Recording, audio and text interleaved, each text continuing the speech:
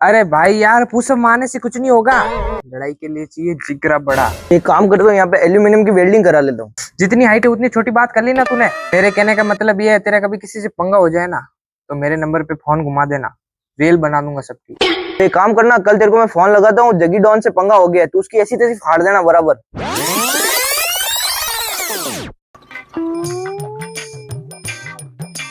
अरे यार ये सुबह सुबह कौन सा कीटाणु उठ गया अब। हेलो। हेलो। हाँ भाई, तू किधर है? एक जने की रेल बांधनी है, फटाफट आ जा तू इधर। अरे रेल बांधनी है तो इसमें मैं क्या करूँ, जाके रेल विभाग को बोलना। अरे भाई, रेल बांधना मतलब किसी की ऐसी तैसी फाड़नी है, तेरे को समझ नहीं आ रहा क्या?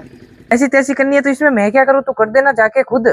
मैं कौन सा तेरे पापा लग रहा हूँ जो। चल ठीक है ना, एक काम कर, मैं फोन रखता हूँ, अभी पापा के साथ मुझे हॉस्पिटल जाना, मेरे बवासीर हो रखे हैं पिछवाड़े पे। ठीक है, हाँ ठीक है ठीक है। भाई भाई